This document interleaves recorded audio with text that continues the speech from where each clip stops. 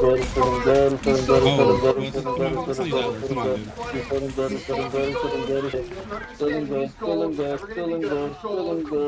You are gold. You are gold. You're both gold. You're gold. I know what I mean. I know what I mean. We speaking to that tone. What's your tone, boy? What's your tone, boy? Get in the fucking back line. No, watch your I tone, don't care. boy. Get in the fucking back line. I'm in the back line. I'm in your mom's back line every night, bro. Are you a LeBron fan? LeBron, yeah. LeBron was my goat. I fucking knew I didn't like you. I knew I didn't like you. I knew you were a bitch. So I want to talk about a controversial topic that keeps coming up lately. Are supports actually too strong in Marvel Rivals in Season 5.5? Yo, Joe! What the hell you doing here, pansy? We're gonna break your legs, Joe. It's for your own good. Come on, guys! Get him!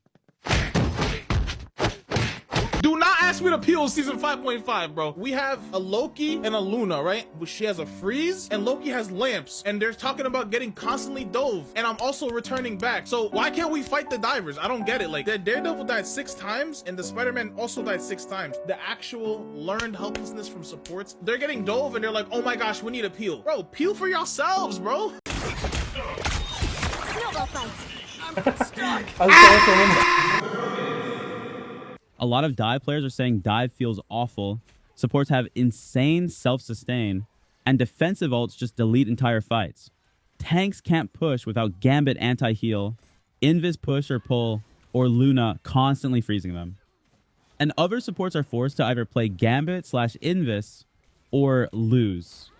This is definitely an issue that the devs need to address. I don't want to do the whole support players always complain thing, but let's actually break down why people are frustrated and where we can find a dialogue between the two sides of this argument.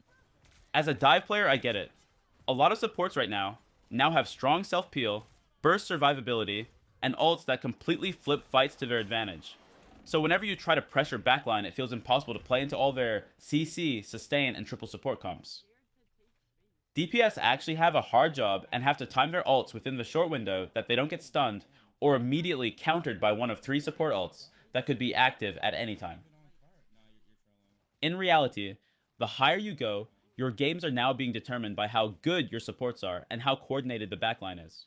Now the supports don't even call for peel, as they now deal high damage, self-heals, perma-invisibility, and every support has an option to deal with divers on their own, or in tandem with the other supports. Honestly, the frustration DPS and tanks feel makes complete sense. These last few patches have made most of them obsolete. This isn't to say DPS and tanks don't have good options like Magneto or Daredevil, but in reality, neither of these picks are as impactful and game-altering as Invisible Woman or Gambit. Supports as a whole aren't very broken. Characters like Rocket, Atom, Ultron, Mantis actually feel properly balanced and have obvious weaknesses and counters that allow for counterplay. Hell, Cloak and Dagger is a perfect example of a support that is only bad because they are balanced. We can't judge the entire role based on the outliers, but these outliers must be addressed. Because the other supports can't compete with the top 3, everyone is basically forced to play them or lose. This isn't fun for a majority of support players who are tired of being told to swap to meta because if they don't, they're almost guaranteed a loss. I have a few ideas on how to fix all of this and find a middle ground to make everyone happy. First, the devs have to address Gambit and Sue Storm's individual kits and increase the cooldowns of some of their abilities. The fact that Sue can basically cycle through her entire kit within 10 seconds and get them all back in the next cycle is insane. Her shield, double jump, and crowd control abilities are on extremely short cooldowns, which limits the window that she's vulnerable to a few seconds at most. All of these abilities can basically make Invisible Woman as unkillable as a good tank. Gambit really only needs an ult nerf or cooldown increase, and potentially a greater cooldown on his cards, so their use is more purposeful and less anti-heal spam. Triple support is the most miserable thing to play with and against. I personally hate triple support, and it reveals the insecurities and imbalance of the support players in this season. Nobody wants to be stalled for 2 minutes through constant support ult spam, and I believe the devs should either limit the supports per team in ranked, or apply an overall ult charge or heal nerf to compensate for the extra support pick. Next, I'd also address some of the support concerns and slightly nerf characters like Gila and Daredevil, as well as further buff tanks so that they can compete with the current meta. Hulk is a victim of power creep and the increased CC in the game. He should have definitely received a compensation buff and a better team up than the one he has with BP. Hulk should do increased damage the lower health he is, and either get unstoppable in his ultimate or more damage and knockback to give his ult some use. Take Adam, for example.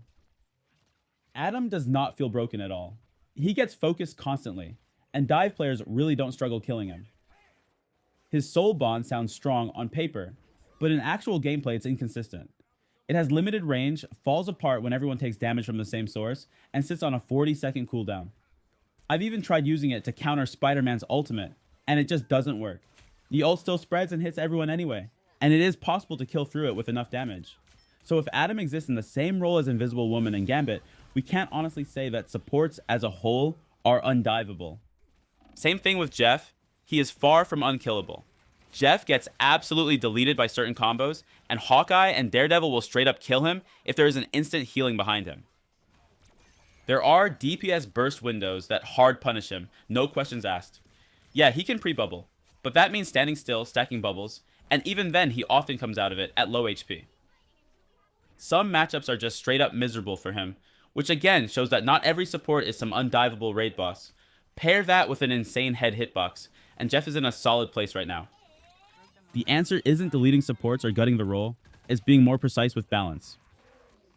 Tone down excessive self-sustain, not utility, and rework defensive ultimates so they reduce damage, provide shields, or help reposition instead of acting as if nobody dies now buttons.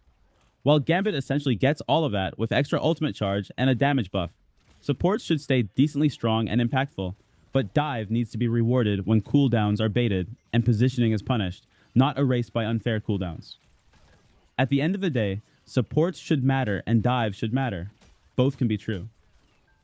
We shouldn't lump an entire role together because one or two heroes are overtuned, and we also shouldn't dismiss dive players because the frustration is real. The conversation just needs to be aimed at fixing balance. Separating.